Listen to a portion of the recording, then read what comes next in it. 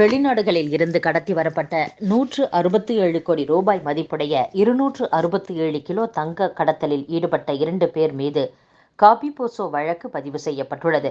சென்னை விமான நிலையத்தில் கடந்த 60 நாட்களில் 167 கோடி ரூபாய் மதிப்பிலான 267 கிலோ தங்கம் கடத்தி வரப்பட்டுள்ளது. விமான நிலையத்தில் பரிசுப் பொருட்கள் கடை அமைத்து தங்க கடத்தலில் ஈடுபட்ட யூடியூபர் சபீர் அலி, இலங்கையைச் சேர்ந்த கடத்தல் பயணி, கடை ஊழியர்கள் என 9 பேரை ஜூன் மாத இறுதியில் சுங்கத்துறை அதிகாரிகள் கைது செய்தனர். கடத்தல் தங்கம் எப்படி கைமாறியது என கைதானவர்களிடம் அதிகாரிகள் விசாரித்து வருகின்றனர். விசாரணையில் புதுக்கோட்டையைச் சேர்ந்த நபர் ஒருவர் முக்கிய புள்ளியாக செயல்பட்டு கடத்தல் தங்கத்தை வெளியே கொண்டு சென்றது தெரியவந்துள்ளது. அவரை தேடி வருகின்றனர். இந்நிலையில் தங்க கடத்தல் சம்பவத்தில் கைது செய்யப்பட்ட சபீர் அலி, இலங்கை கடத்தல் பயணி இருவர் மீது அந்நிய செலாவணி பாதுகாப்பு காபி போசோ வழக்கு பதிவு செய்யப்பட்டுள்ளது. பரிசுப் பொருள் கடையில் வேலை செய்த 7 பேரையும் நிபந்தனை ஜாமீனில் விடுவித்துள்ளனர். மீலாது நபி பண்டிகையை ஒட்டி செப்டம்பர் 16ஆம் தேதி அரசு பொது விடுமுறையாக அறிவிக்கப்பட்டு இருந்தது. செப்டம்பர் 4இல் பிறை தென்பட்டதால் மீலாது நபி செப்டம்பர் 17ஆம் தேதி கொண்டாடப்படவுள்ளது.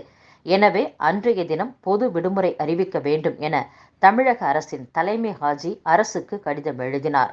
அதை ஏற்ற அரசு மீலாது நபி பண்டிகையை ஒட்டி செப்டம்பர் 16ஆம் தேதிக்கு பதிலாக செப்டம்பர் 17ஆம் தேதி அரசு பொது விடுமுறை நாளாக அறிவித்துள்ளது. இதற்கான அரசாணையை தலைமை செயலர் முருகானந்தம் வெளியிட்டுள்ளார். கிருஷ்ணகிரியில் மணல் கடத்தல் குறித்து தகவல் அளித்தவர் மீது கொலைவெறி தாக்குதல் நடத்தியவர்கள் மீது நடவடிக்கை எடுக்க கோரி 100க்கும் மேற்பட்டோர் கிருஷ்ணகிரி மாவட்ட ஆட்சியர் மற்றும் எஸ்பி அலுவலகத்தில் நேற்று புகார் அளித்தனர். தமிழகத்தில் போதைப் பொருட்கள் புழக்கத்தை கட்டுப்படுத்த போதிய எண்ணிக்கையில் போலீசாரை நியமிக்கும்படி சென்னை உயர்நீதிமன்றம் அறிவுறுத்தியுள்ளது. தமிழக அரசு சார்பில் மாவட்டம் தோறும் ஒரு முதியோர் இல்லம் அமைக்க உயர்நீதிமன்ற மதுரை கிளை உத்தரவிட்டுள்ளது. தூத்துக்குடியைச் சேர்ந்த அதிசயகுமார் என்பவர் பொதுநல மனு ஒன்றை தாக்கல் செய்துள்ளார். அதில் பெற்றோர் மற்றும் மூத்த குடிமக்கள் பராமரிப்பு நல சட்ட விதிகளின்படி ஒவ்வொரு மாவட்டத்திலும் ஆதரவற்ற மூத்த குடிமக்கள், கைவிடப்பட்ட பெற்றோருக்கு முதியோர் இல்லங்களை அமைக்க வேண்டும். இதை வலியுறுத்தி தமிழக அரசுக்கு மனு அனுப்பியுள்ளேன், நடவடிக்கை எடுக்க உத்தரவிட வேண்டும் என்று குறிப்பிட்டிருந்தார்.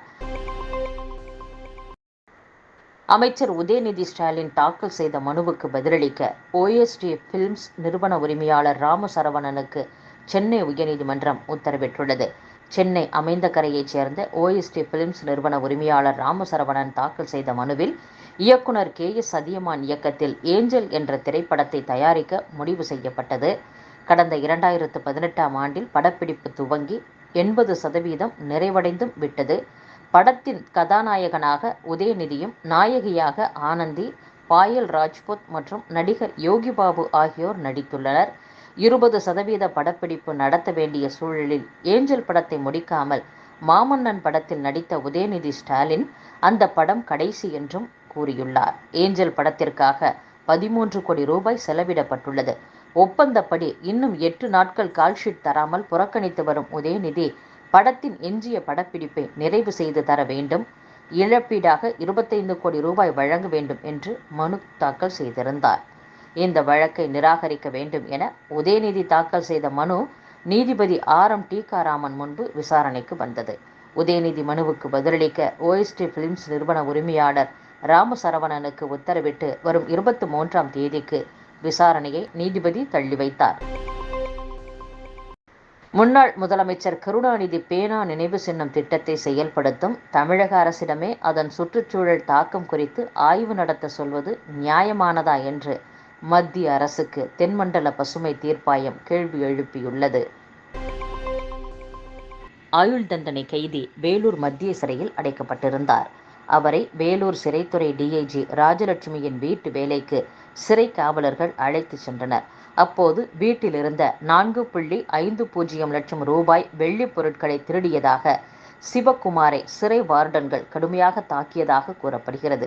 இதில் சிவக்குமார் உடல்நிலை பாதிக்கப்பட்டது. அவரின் தாய் சென்னை உயர்நீதிமன்றத்தில் வழக்கு தொடர்ந்தார். இது தொடர்பாக வேலூர் நீதிபதி விசாரணை நடத்தி அறிக்கை தாக்கல் செய்யவும் CBCID போலீசார் விசாரணைக்கும் உயர்நீதிமன்றம் உத்தரவிட்டது. இதன்படி சிவக்குமாரிடம் விசாரணை நடந்த நிலையில் சேலம் மத்திய சிறைக்கு அவர் மாற்றப்பட்டார். அதே சமயம் சிறைத்துறை டிஐஜி ராஜலட்சுமி உள்ளிட்ட 14 பேர் மீது சிபிசிஐடி போலீசார் 7ஆம் தேதி வழக்கு பதிவு செய்து விசாரணையை துவங்கியுள்ளனர்.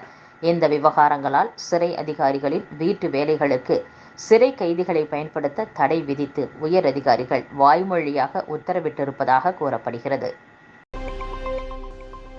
இந்தியா அனைவருக்கும் சொந்தமானது என்பதை பாஜக புரிந்து கொள்ளவில்லை என்று நாடாளுமன்ற எதிர்க்கட்சித் தலைவரும் காங்கிரஸ் எம்பியுமான ராகுல் காந்தி தெரிவித்துள்ளார்.